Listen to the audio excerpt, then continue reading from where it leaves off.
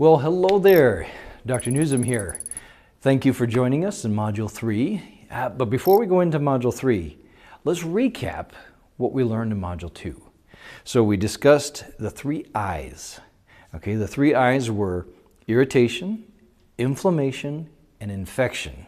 Okay, remember, irritants provoke that inflammatory response in the body, and as that inflammatory response in the body grows and grows and grows and goes unchecked, it provides an excellent environment to create infection. Okay, so as we move into Module 3 here, we're going to discuss the gut and how it relates to autoimmune disorders. So first off, let's take a look at what we're going to be talking about here. Your gut contains your microbiome. Your microbiome is the microbes that are supposed to be living in your gut. This should line your gut. This consists of about 80% of your immune system. Remember, your immune system needs nutrients in order to operate. If the gut is not capable of extracting those nutrients from your food, your immune system does not get the nutrients and it can't operate properly. Okay, so then we look at, let's talk about modern life. We got food. Okay, our food chain has pesticides, herbicides, preservatives. All of these things kill microbes. Okay, think of what they're supposed to do. A pesticide is what? A bug killer, right? A preservative. Okay, think of what a preservative does. A preservative is something that keeps bugs from growing on something, right?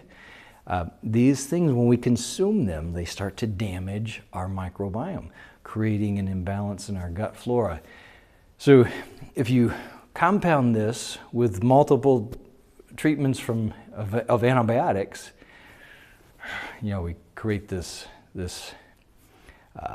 devastating environment within our gut that leads to more inflammatory issues. So let's look into this deeper, okay? All right.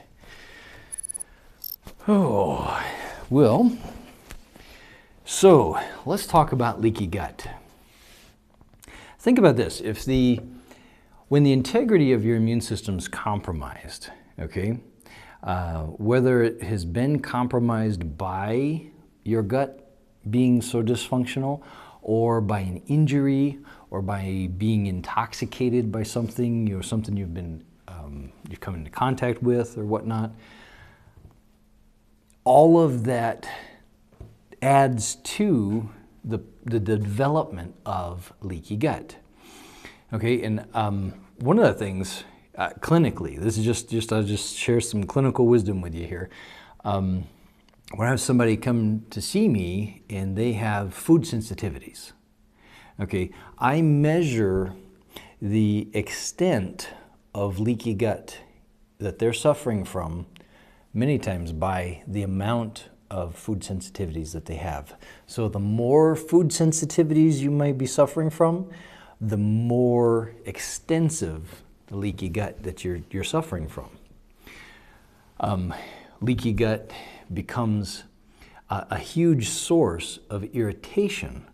Okay, so every time you eat, every time you drink, every time you consume anything, if your gut wall is hyperpermeable, undigested stuff floats into your bloodstream and your immune system acts accordingly, okay, and has this inflammatory response. So this ties into Crohn's disease, psoriasis, every type of arthritis, multiple sclerosis, all of these every autoimmune disorder, and in my opinion, all chronic illnesses, period, tie into leaky gut. Leaky gut becomes a major perpetuating factor of that inflammatory condition.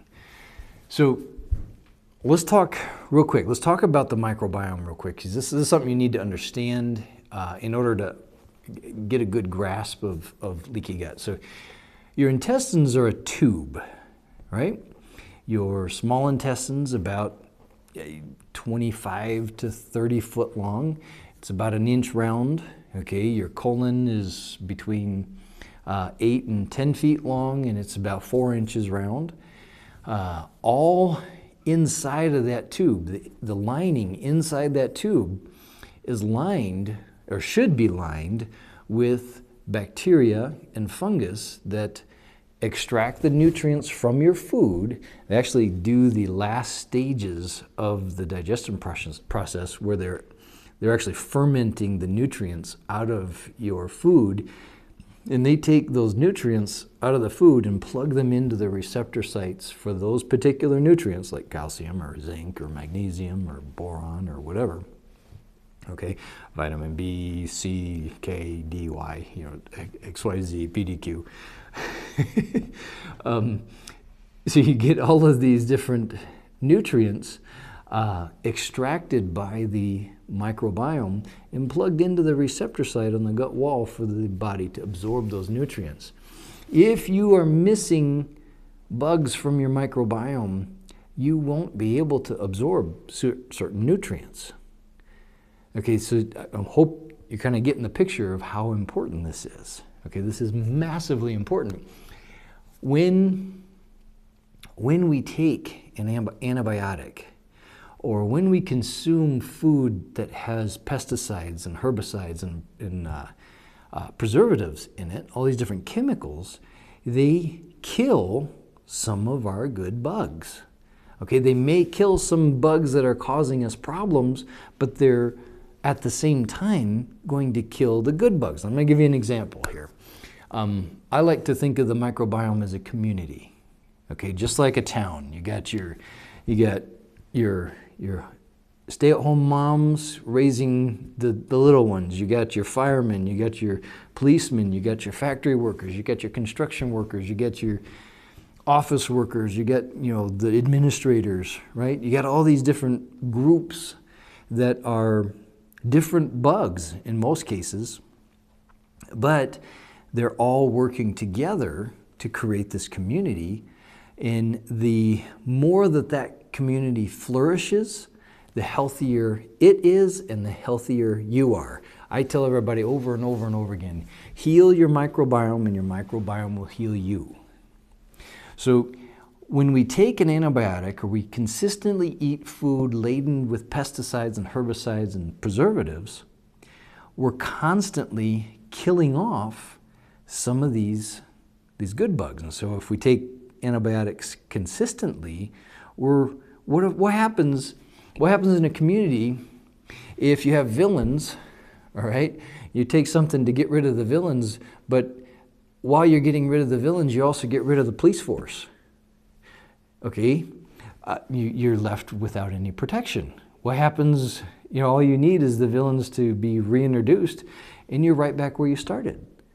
Okay, what if you take something to get rid of the villains in the gut or in the body, and at the same time you kill off the firemen? Okay, all of a sudden there's nobody to put out the fires of inflammation in your body. What happens then? Okay, you see how this can snowball really fast. Okay, and what happens is after we've taken antibiotics, after we've been consistently eating foods that are high in, have lots of preservatives, had lots of pesticides and herbicides and those types of things in them, is we poison our microbiome. As the good guys die off because they've been poisoned, we open up space for the bad guys to move into. Okay, and we're going to talk more about this here in just a little bit, but when that happens, we call that dysbiosis. And dysbiosis, especially if it lasts long enough, becomes a major contributing factor to systemic inflammatory problems, which is what autoimmune disorders are. So when you have both toxins like pesticides, herbicides, preservatives, things like that, in contact with the gut wall, And you have an imbalance in the, one of the things that our microbiome is supposed to do is it's supposed to protect our gut wall. So if we're missing inhabitants in our microbiome, they're not there to protect it. Therefore, other bugs can take up that space, okay, and we call that dysbiosis. When that happens, I want you to think of a membrane, okay, because this is what your gut wall is. It's a membrane. That gut wall gets inflamed. What happens when things are inflamed? They swell, okay? And it swells. As it swells, those fibers separate. As they separate, that creates space. It's kind of like, I use the analogy of cheesecloth, okay? If it's supposed to be like cheesecloth, all right, where only very small particles can pass through that cheesecloth, right? As it gets inflamed, it starts to separate, okay, because it swells up. As that swelling occurs, the consistency goes from like a cheesecloth to more like a screen from your screen door or a screen from your window. Okay, and much larger particles can pass through those places where things are separating. So it becomes hyperpermeable. So if I had a bowl here covered in cheesecloth and I pour some soup on it, all the big vegetable chunks aren't going to make it through to the bowl. They're going to sit on that cheesecloth, right? If I have a bowl covered with a screen, bigger chunks are going to make it through. And this is what's happening in a leaky gut. That's the leaky part of it, okay? The gut wall becomes hyperpermeable. As it swells up, the fibers separate, allowing bigger things to float into the bloodstream. So when that happens, everything we eat, everything we drink, everything we consume becomes an irritant because part of it will pass through the gut wall straight into our bloodstream without being digested. As that happens over and over again, think of it. If that happens 3 times a day, 30 days a month, that's 90 times a month this is happening, right? This is just your meals. And that's not including drinks and other things like that, right? So let's just say 90 times a month this happens. If that goes on for a year, 2 years, 3 years, 5 years, 10 years, what kind of inflammatory response? I mean, the body's just going to be in a perpetual inflammatory response, right? So that's what's happening. That's what's happening in chronic diseases and in all autoimmune disorders. So in leaky gut, all of these things are just floating into your bloodstream. We got undigested food, we got chemicals, we got toxins. Anything that you're consuming, a portion of that is going to float right into your bloodstream. This should never happen, okay? This should never happen, and it will continue to happen until it's been corrected.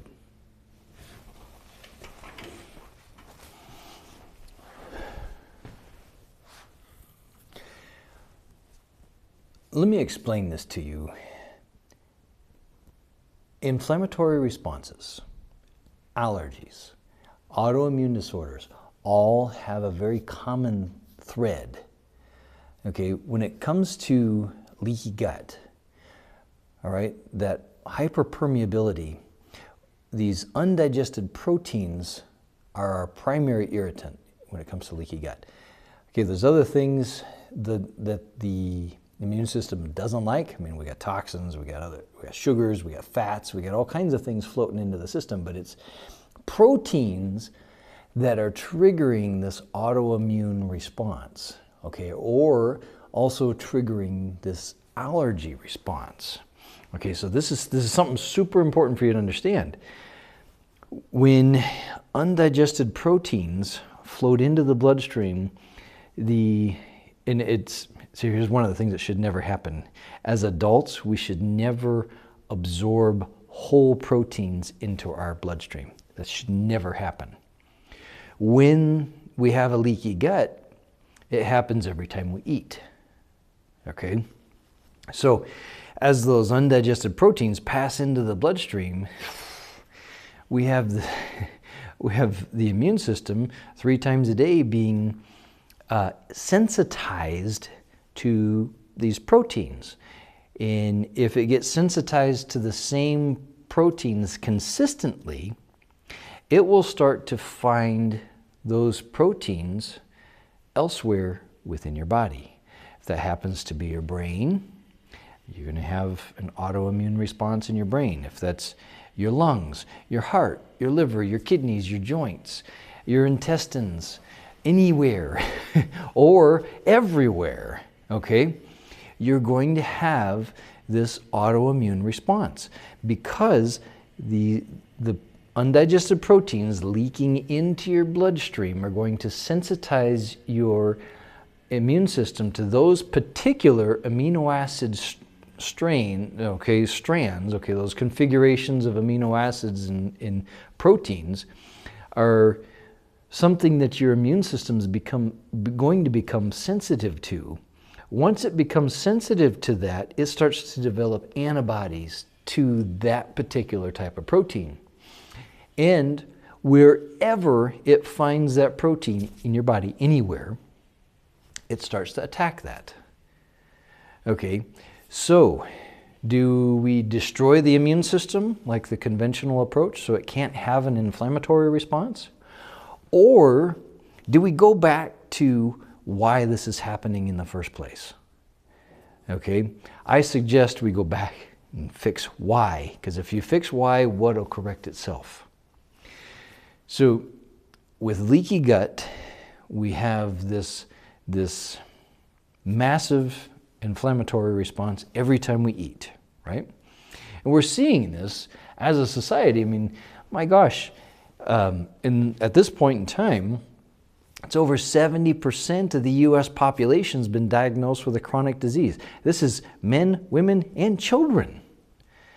Okay, when we look at autoimmune disorders, it's like over 90% of all people dealing with lupus are women. We have other conditions, arthritis and things like that, where we get just massive amounts of people in our country that are dealing with these horrific conditions. And why is not even being addressed anywhere? Okay, all the treatments are for the symptoms, for what they're feeling, what their sensations are, what their blood tests say. But what is only part of the problem?